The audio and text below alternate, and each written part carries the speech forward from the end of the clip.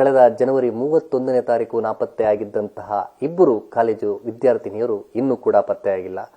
ಸರಾಸರಿ 4 ತಿಂಗಳಾಗಿದೆ. ಕೊನೆಗೆ ವಿದ್ಯಾರಣ್ಯಪುರ ಸ್ಟೇಷನ್ ಅವರು ಕೂಡ ಒಂದು ಇನ್ವೆಸ್ಟಿಗೇಷನ್ ಅನ್ನ ಮಾಡಿದ್ರು. ಕೊನೆಗೆ ಹೇಬಿಯಸ್ ಕಾರ್ಪಸ್ ಅನ್ನ ಹಾಕಲಾಯಿತು.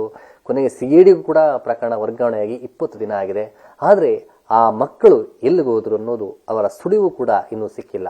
ಆದರೆ ಈ ಒಂದು 4 ತಿಂಗಳಲ್ಲಿ ಏನೆಲ್ಲ ಬೆಳವಣಿಗೆ ಆಯಿತು, ಮತ್ತೆ ಇದರಲ್ಲಿ ವಿದ್ಯಾರಣ್ಯಪುರ ಸ್ಟೇಷನ್ ಅವರು ಈ ಒಂದು ಕೇಸನ್ನ ಇನ್ವೆಸ್ಟಿಗೇಷನ್ ಮಾಡೋದ್ರಲ್ಲಿ ಎಡವಿದ್ರ, ಗೋಲ್ಡನ್ ಅವರಲ್ಲಿ ಅವರನ್ನ ಪತ್ತೆ ಮಾಡುವಂತ ಕೆಲಸವನ್ನ ಮಾಡದೆ ನಿರ್ಲಕ್ಷ್ಯ ಮಾಡಿದ್ರ, ಈ ಒಂದು ಆರೋಪ ಈಗ ಕೇಳಿ ಬರ್ತಾ ಇದೆ. ಸದ್ಯ ಅವರ ತನಿಷ್ಕ್ ಅವರ ತಾಯಿ ಉಷಾ ಅವರಿದ್ದಾರೆ, ಅವರನ್ನೇ ಮಾತಾಡಿಸ್ತೀನಿ ಈ ಒಂದು ಕೇಸ್ ಬಗ್ಗೆ ಮತ್ತೆ ಅವರ ಒಂದು ನೋವಿನ ಒಂದು ವಿಚಾರವನ್ನ. ಮೇಡಮ್, ಕಳೆದ 4 ತಿಂಗಳಾಯಿತು ನಿಮ್ಮ ಮಗಳು ನಾಪತ್ತೆಯಾಗಿ. ಆದರೆ ಇದುವರೆಗೂ ಕೂಡ ಅದು ಸಿಐಡಿಗೂ ಕೂಡ ಟ್ರಾನ್ಸ್ಫರ್ ಮಾಡಿದ್ರು, ಬಟ್ ಏನೋ ಒಂದು ಕ್ಲೂ ಸಿಗ್ತಾ ಇಲ್ಲ. ಏನು ಹೇಳ್ತಾರೆ ಮೇಡಮ್ ಅವರು? ಸರ್, ಅವರು ಹೇಳಿದ್ದು ಏನಂತಂದರೆ, ಕೇಸೆಲ್ಲ ನಾವು ಸ್ಟಡಿ ಮಾಡಿದ್ದೀವಿ. 2 ಲೂಪ್ ಹೋಲ್ ಸಿಕ್ಕಿದೆ ನಮಗೆ. ಒಂದು, ಇವರು ಕಾಣೆಯಾಗಿ ಮಲೆಮಹದೇಶ್ವರದಲ್ಲಿ ಏನು ಫೌಂಡ್ ಆದರು, ಸೊ ಇಮಿಡಿಯೇಟು ಇವ್ರು ಹೋಗಿ ಸರ್ಚ್ ಮಾಡೋದಾಗಲಿ ಏನು ಮಾಡಿಲ್ಲ. ಸೊ ಏನು 1 ವೀಕ್ ಗೋಲ್ಡನ್ ಆಪರ್ಚುನಿಟಿ ಅನ್ನೋದು ಇರುತ್ತೆ, ಅದನ್ನು ಮಿಸ್ ಮಾಡಿಬಿಟ್ಟಿದ್ದಾರೆ. ಸೊ ಇದು ನಮಗೆ ಮೇಲ್ ಕಾಣಿಸ್ತಾ ಇದೆ.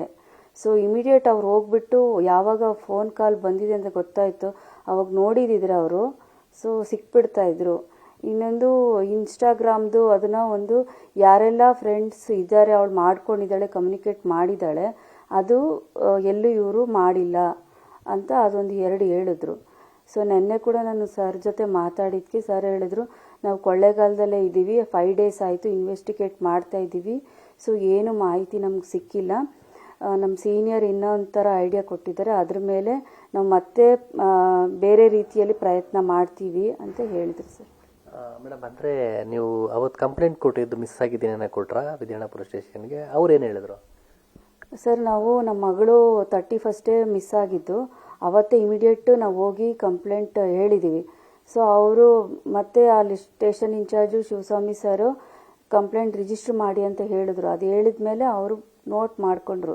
ನೆಕ್ಸ್ಟ್ ನಮ್ಮ ಹತ್ರ ಡಾಕ್ಯುಮೆಂಟ್ಸ್ ಏನೆಲ್ಲ ಕೇಳಿದ್ರು, ಬಟ್ ಅವತ್ತು ನಾವು ತೊಗೊಂಡೋಗಿ ನಮ್ಗೆ ಗೊತ್ತಿಲ್ಲ ಕಂಪ್ಲೇಂಟ್ ಕೊಡುವಾಗ ಏನೇನು ಕೊಡಬೇಕು ಅಂತ. ಸೊ ಹಾಗಾಗಿ ನಾವು ಸಂಡೇ ಮಾರ್ನಿಂಗ್ ತೊಗೊಂಡೋಗಿ ಕೊಟ್ವಿ. ಆವಾಗ ರಿಜಿಸ್ಟ್ರ್ ಮಾಡಿದ್ದಾರೆ, ಬಟ್ ನಾವು ಕಂಪ್ಲೇಂಟ್ ಕೊಟ್ಟು 31st ಜನವರಿನೇ. ಅದಾದಮೇಲೆ ಅವರು ಹುಡುಕ್ತೀವಿ ನೋಡ್ತೀವಿ ಅಂತ ಹೇಳಿದ್ರು. ಹೆಂಗೆ ಹೇಳಿದ್ರು ಅಂದರೆ, ನಮಗೆ ನೀವು ಎಲ್ಲೋ 19 ಇಯರ್ಸ್ ಅಂತ ಹೇಳಿದ ತಕ್ಷಣ ಎಲ್ಲೋ ಬೇರೆ ಹುಡುಗನ ಜೊತೆ ಹೋಗಿರ್ತಾಳೆ, ಮದುವೆ ಮಾಡ್ಕೊಂಡಿದ್ರೆ ನೀವೇ ನಮ್ಗೆ ಹೇಳಿ, ಬರ್ತಾಳೆ, ಎಲ್ಲೋಗ್ತಾಳೆ, ಸಿಗ್ತಾಳೆ 2-3 ದಿನದಲ್ಲಿ ಅಂತ ಹೇಳಿದ್ರು.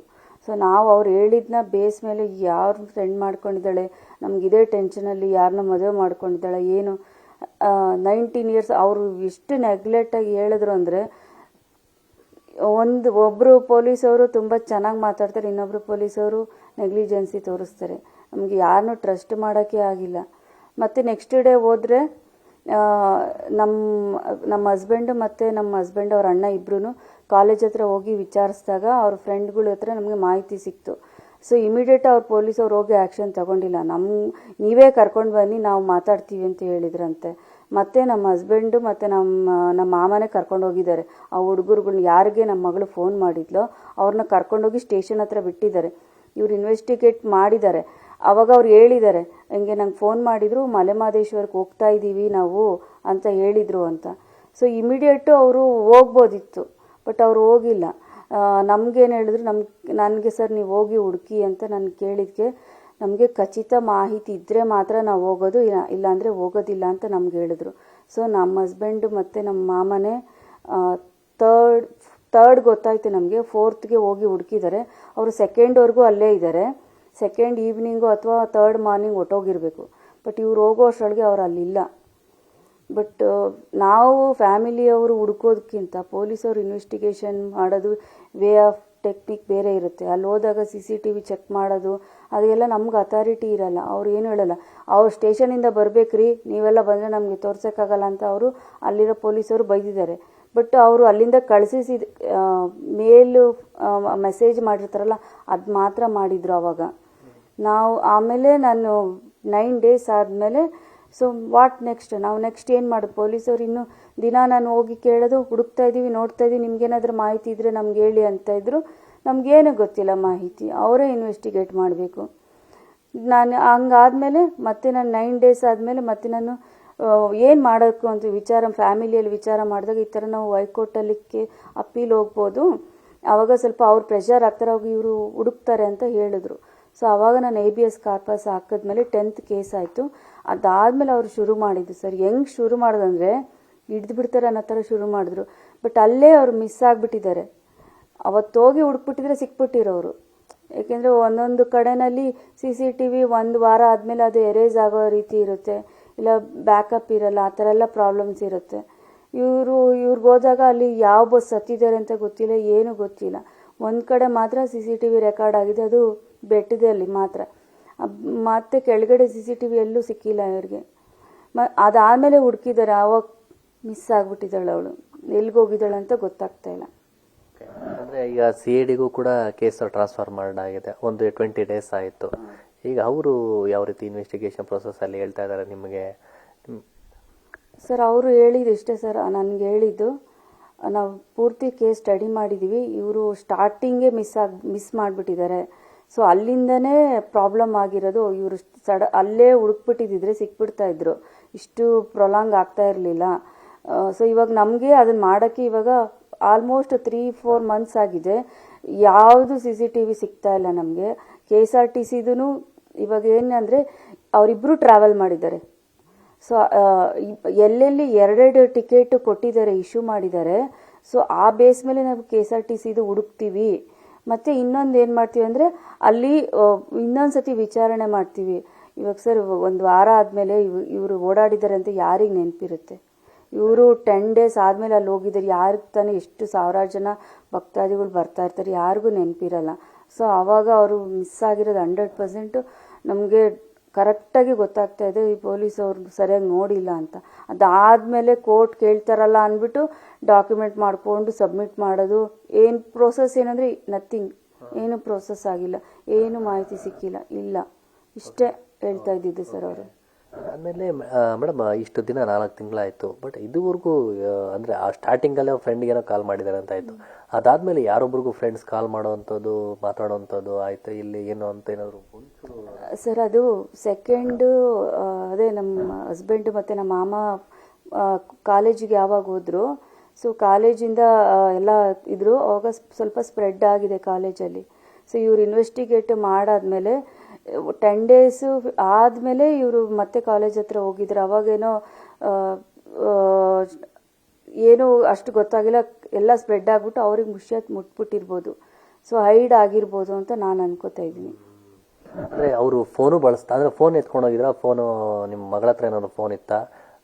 ಅದ್ರ ಬಗ್ಗೆ ಏನೋ ಫೋನ್ ಎತ್ಕೊಂಡೋಗಿದ್ರಾ? ಮನೇಲಿ ಏನಾದರೂ ದುಡ್ಡು ಏನಾದರೂ ಎತ್ಕೊಂಡೋಗಿದಾರಾ? ಬಟ್ಟೆಗಳೇನೇನು ಎತ್ಕೊಂಡೋಗಿದಾರಾ? ಸರ್ ಅವಳು ಯಾವ ಬಟ್ಟೆನೂ ತೊಗೊಂಡೋಗಿಲ್ಲ, ಒಂದು ಸ್ವಲ್ಪ ಕೂಡ ದುಡ್ಡು ತೊಗೊಂಡೋಗಿಲ್ಲ. ಮನೆಯಲ್ಲಿ ಅವಳಿಗೆ ಗೊತ್ತು.